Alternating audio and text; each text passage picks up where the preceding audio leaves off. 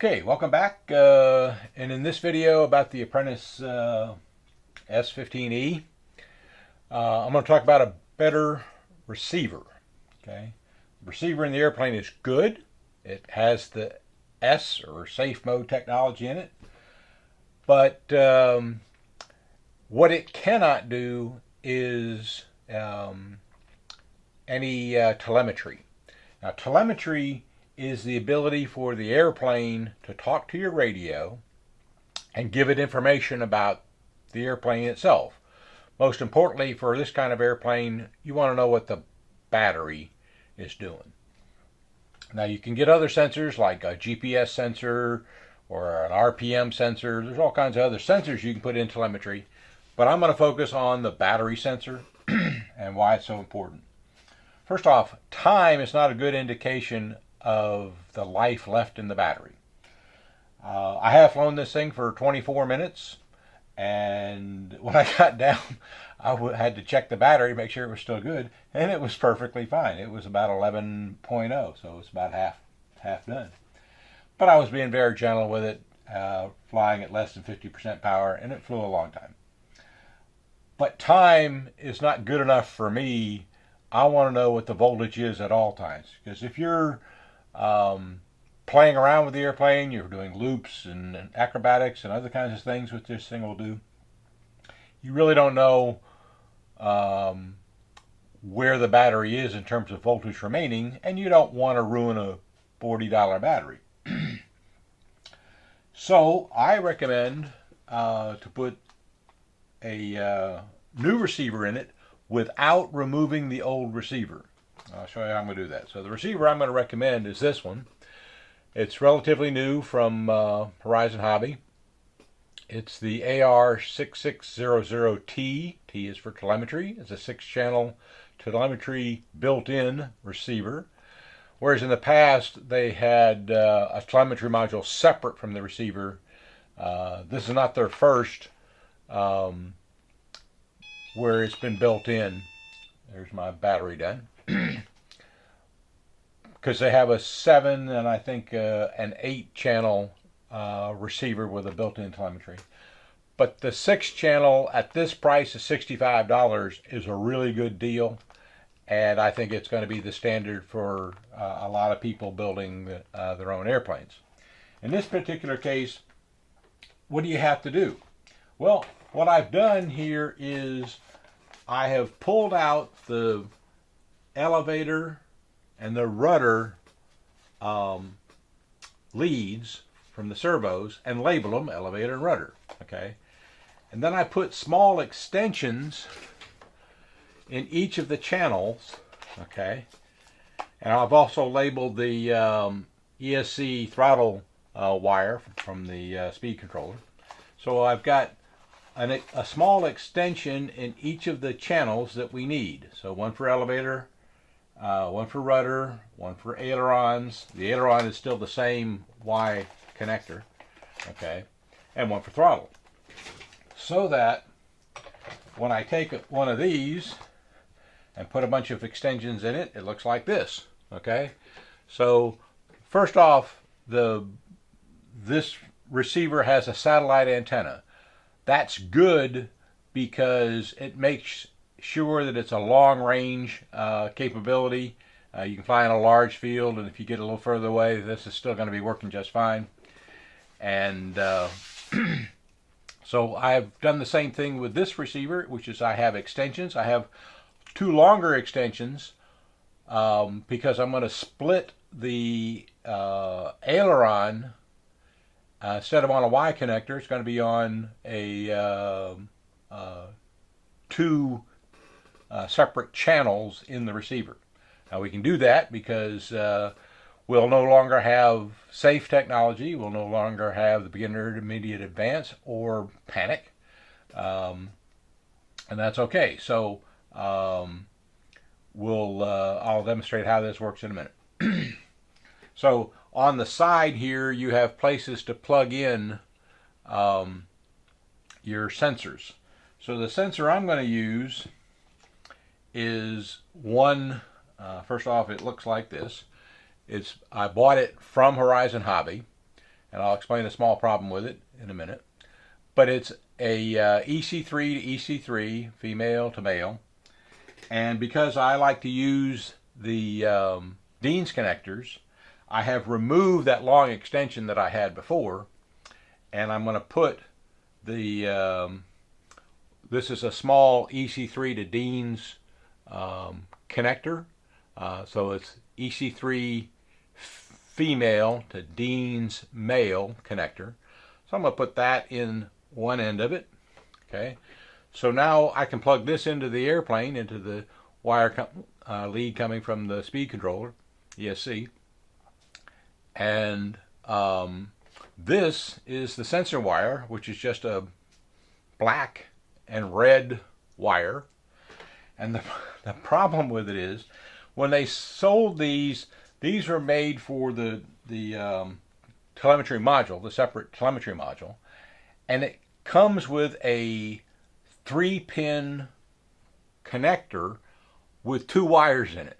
Okay, so when they made this, they decided, well, I guess we don't need a 3-pin connector, we'll put a 2-pin connector on this. Well, that was a mistake. I called Horizon. Yeah, we know we made a mistake. I don't know what they're going to do about it. So it's a minor inconvenience, because fortunately what they do is when they sell it to you, they also sell you a 2-pin connector with a bare wire, so you can make your own. Well, I don't want to make my own. That's a lot more than I want. But I do take this wire, take this that already has the wire all properly soldered together, and I splice, I cut off the 3-pin connector and soldered on the 2-pin connector. So that's how you get around the minor inconvenience that results from them making what I consider to be an engineering mistake. It's a minor inconvenience. If you don't know how to solder, you can probably just twist them together and use electrician's tape.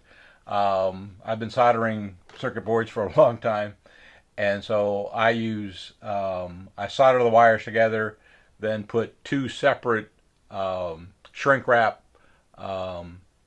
tubes on each individual wire, then I put a larger shrink wrap tube on top, and it's good and tight. It's not going anywhere.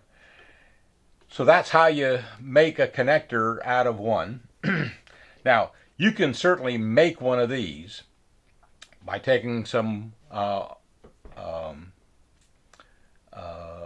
one of these standard connectors, as I've done, and splice your own. They have extensions like this without the sensor on it.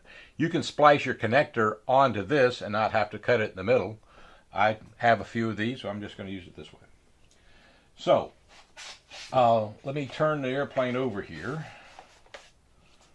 and I'll plug that in so you can see that. Okay. So here is the, turn it to the side here though. So here's the connector right there coming from the speed controller, and I'm just going to plug that in. So what this sensor wire does, it acts like I had that small extension before, because this thing really isn't long enough. But so it acts as an extension and as a telemetry sensor. Now that I've got that in there, I can drop the telemetry wire itself through the bottom of the airplane. Okay, we'll close that back up. And we'll come back around this side.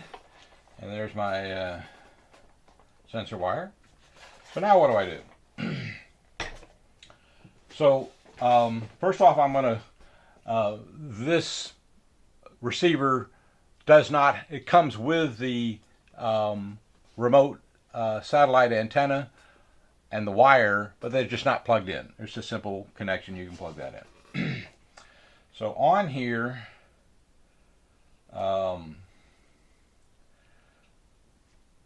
there's a 3-pin connector and a 2-pin connector on this side of the receiver, and you can see it's a 2-pin connector, and above it it says Flight Pack Volt. Okay, and so that's where this little 2 pin connector is going to go.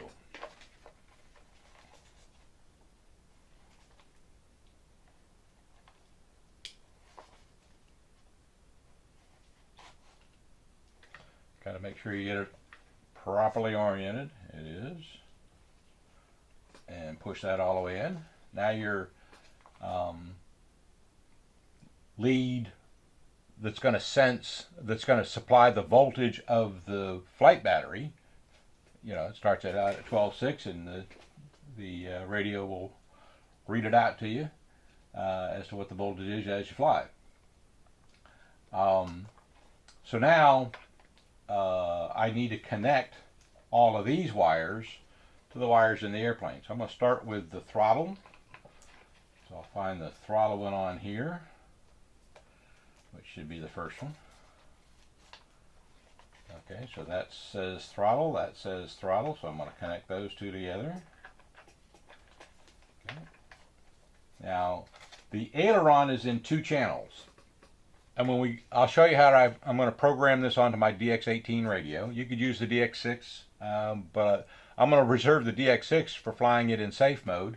If I want to switch between the 2 receivers, I have a radio already ready. So the ailerons are split between the aileron channel, which is channel 2, and the aux1 channel, which is channel 6. And I label those, the right aileron is blue and the left aileron, so the right aileron is a blue color, it's in the aileron channel. The left aileron I put in a white masking tape, and it's in the aux1 channel. So we don't have to plug anything into there. So next comes the elevator. I'll reach down in here, find the elevator wire. It says servo elevator. Yep, that's it. So I'm going to plug that in. And the last one obviously is the rudder. And the rudder servo wire is right here. And if you're worried about the CG, I'm not. This is very light wiring and very light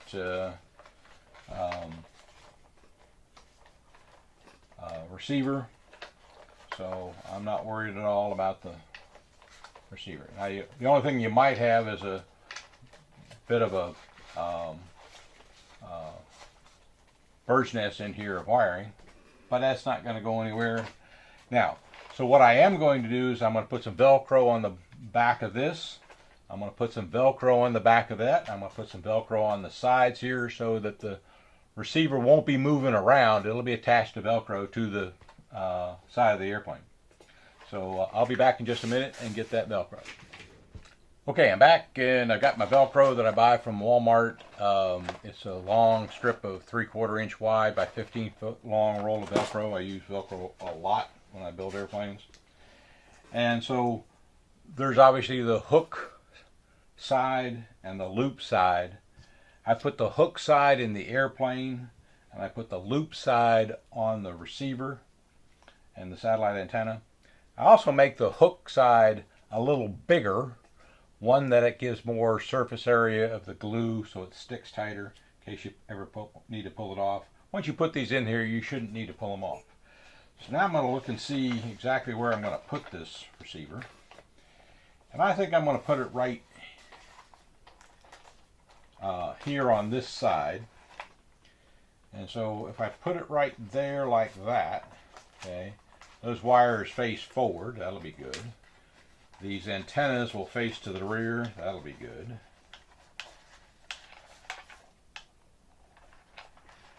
And then the satellite antenna, let me see where the satellite antenna can go.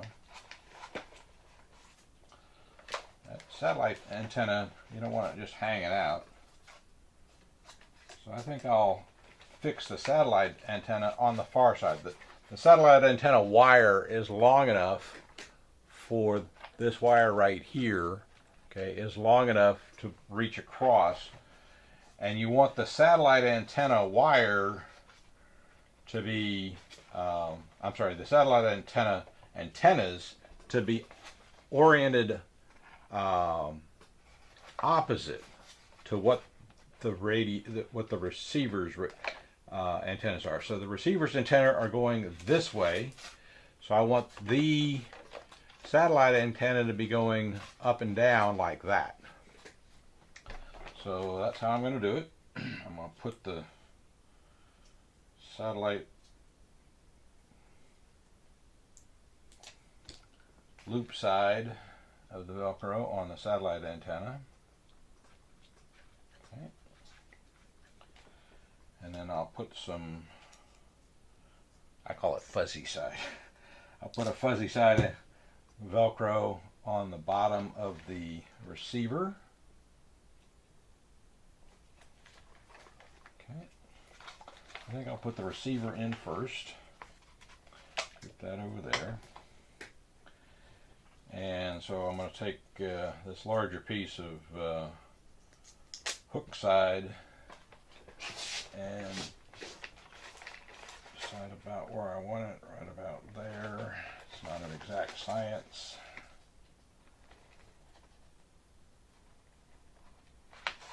Okay.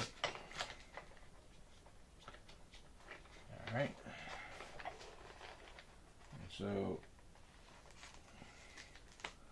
that's going to sit there just like that. And now, of course, after we get all this in and the DX18 programmed and all, we're going to do a range check to make sure the ranges of the new receiver and the new radio work well. So now let me see how I want to route this. I want to route it like that with it vertical, and the wire facing toward the front of the aircraft like that. And I want it down far enough so the antenna won't stick up above the top rail of the fuselage. Okay.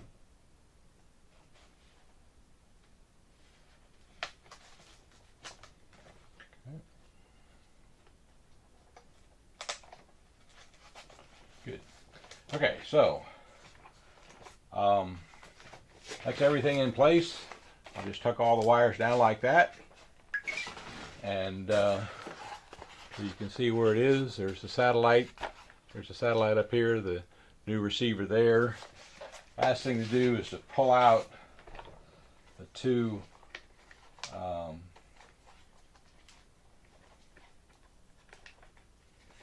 let's see here. Okay, there's the aux1 channel, and there's the aileron channel. So I'll have the aileron and aux1 channel for the two